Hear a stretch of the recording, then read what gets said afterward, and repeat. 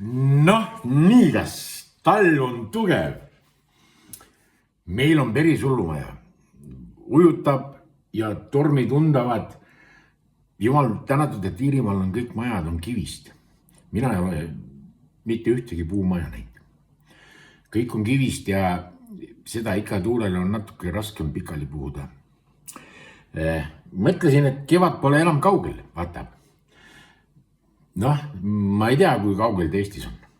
Kindlasti on natuke kaugemal kui siin, kuna need suured hanged üles sulavad ja praegu pidavad mul Võrumaal üks hea sõber elab sügavate metsade vahel. Siis kui ma küsisin ta käest, et kui palju teil lund on, ütles, et no kui ma saunast tulen, et siis jääb 3 jälgi maha. Ja küll, see selleks. Ja mul tuli see seoses kevadega ja tuli selline tahtmine, et tahaks nagu midagi sellist kevadist suvist või et juba olgugi, et noh, küll too aeg ka jõuab, et olgugi, aga juba tahaks. Ja siis ma mõtlesin, et ma teeks ühed sellised hästi vürtstomatid, sellised, mis on nagu tomatid, sellised nagu vürtsised tomatid. Et tahaks kohe niimoodi nagu tahaks, et pärast jooks selle marinaadi hea meelega ära. Ja siis ega muidu mul see plaan olekski plaaniks jäänud, aga Lidlis oli tomatite suur müük ja sealt ma sain kohe sellise suure kausitäie tomateid. Mõtlesin, et ega siis muud ei ole, et hapukoorega sööti 1-2 tomatit rohkem ei taha, et siis ma teen ühe sellise kärts-mürts tomati. Ta ei ole hoidis. Vaata, hoidis on see, kui sa viid ära kildisse ja hoiad seal, nii et meelest ära läheb. Kui sa ta nädalaga ära sööd, siis ei ole hoidis. Mina arvan, et ma saan sellest isegi kiiremini jagu kui nädalaga.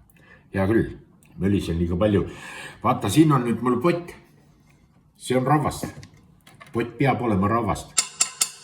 Kui sa paned ta tule peale, siis paberist potti ka ei saa. Ja siia ma nüüd panen 1,5. Ei.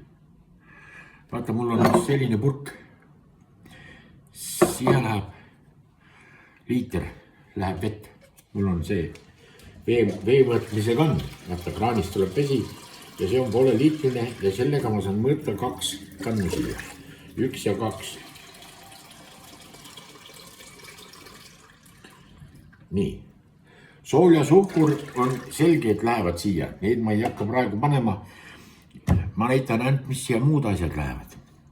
Siia läheb nüüd, mul on 4 sellist päris parajast loorberilehte.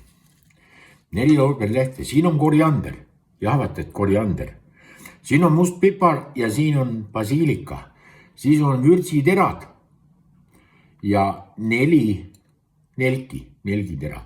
Need pirutan siia liitrisse vette. Süda sai kohe selka. Nii, ja siis ma panen siia pärast veel, enne kui ma keemasele värgi panen. Siia ma panen pärast veel liitri peale 2 supilusikatäit soola. Muidugi natuke maitset ka. Peab olema mitu korda soolasem kui nagu tavaliselt. Ja siis ütleme 4 suhkrut. See läheb liidi peale keema, keeran 2 minutit, siis püüan siit need lehed välja ja värgid, sest noh, võib-olla nii palju ei mahu ära. Ja need lehed panen ka siia, loorberilehed panen ka siia purki. Ja siis on peale valamine kuuma, mitte keeva vee, no sellise tulise vee valam peale. Ja vaata, nüüd tuleb see põhiline langemine, vaba langemine. Mulle meeldib vabalt langida. Mul on siin 1 nuga. Siis on mul siin 1 tomat. Neid tomateid tuleb muidugi veel. Ma näitan nüüd kõigepealt purgiga ette. Sellel tuleb lõigata ainult pooleks. Ja see sama koht siit välja õngitseda. Ja see panna purki. See sama koht välja. Nii, ja purki. Järgmine. ja nendega teed kõigiga niimoodi, et sul on ära tehtud. Peenemaks ei ole vaja lõigata, tähendab nagu 4 tomatit. Vaata, nüüd on selline asi, siin on nüüd küüslauk. Ma küüslaugu pastat ei kasuta siia, ma kasutan siia küüslauku, mul on 4 suurt küünt, selle ma lihtsalt lõikan paar korda purumaks ja viskan siia vahele. Ja siis on mul siin värske till. Selle tilli surun siia purki ja jätkan tomatite tükeldamist. Ma ei hakkagi neid ühekaupa niimoodi, võtan kohe mitu tükki valmis. Vaata, nende tomatitega seoses mul tuli üks lugu meelde, mis juhtus mõned aastad tagasi Tartu avaturu peal. Seal juhtus selline lugu, et üks talumees oli tulnud oma, ma olin Eestis puhkusel ja see oli seal, mis ma kujutan ette, seal kuskil juuni lõpupoole, juuli alguse poole või oli natuke nädal siia, nädal sinna, oli vähe teistmoodi, see ei ole tähtis. Tähtis on see, et üks mees müüs seal pisikesi värskeid kurke, kuigi poes oli ka neid Leedu kurke ja neid oli ka saada, aga tema ka seal müüs. Ja siis tuleb üks meesterahvas, mina siin ka järjekorras. Üks meesterahvas, kes minu ees seisis ja küsib siis selle müüja käest, et palju sul kurdikilo on ka? Siis, et mis ta on, et 4,50. Soo, 4,50. Tead, sa võid endale need kurgid sinna samusesse pista. Tead küll. Talumees ütles rahulikult, et eks ma tean ikka, aga sinna ei mahu. Ei mahu. Miks ei mahu? Ei mahu sellepärast, et seal on juba tomatid 6,50.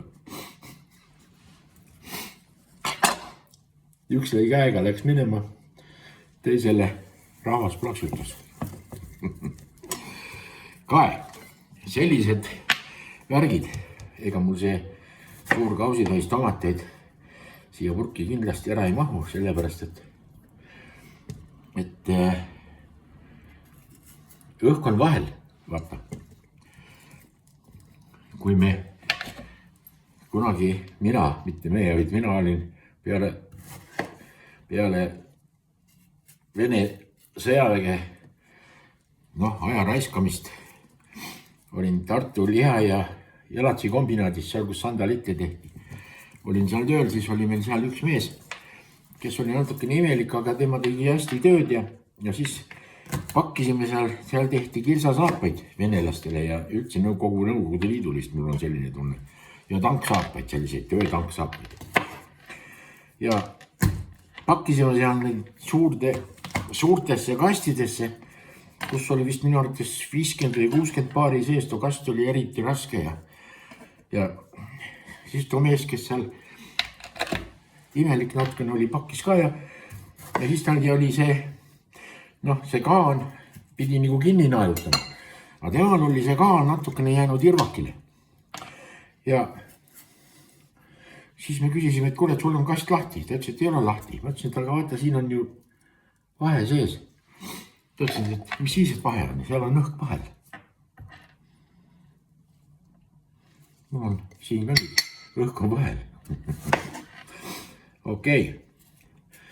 Nii, ja siis ei ole muud, kui panen pärast selle marinaadi, kihutan keema, palan kuumalt peale 2 minutit. Kui keema läheb, siis neid värke, mis sinna potti said pandud, see on 2 minutit.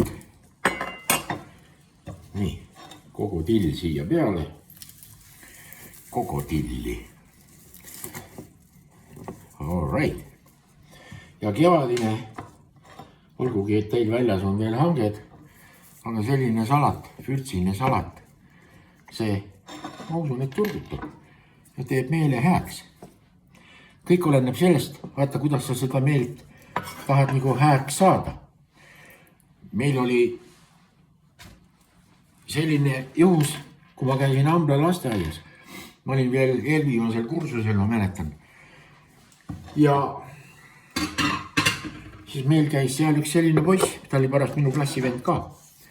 Käis meil lasteaias ja tema tuli ükskord lasteaeda ja tal oli mingi imelik asi kaasas. Ja see imelik asi oli see neljakandiline patarei. Vaata, mäletad, olid sellised neljakandilised patarid, kus olid 2 klemmi metallist, üks oli pikem, teine lühem. Ja vaata, see ka veel panen. Rohelise sibula, need siia vahele tupin. See on ka hea, see marineeritud laks see. Kui sa sibulat ei armasta, siis ära pane, mina tupin siia vahele. Selle sibula ka. Mul on mõningad need rohelise sibula salatit tegin, jäid need jämedamad jäid üle.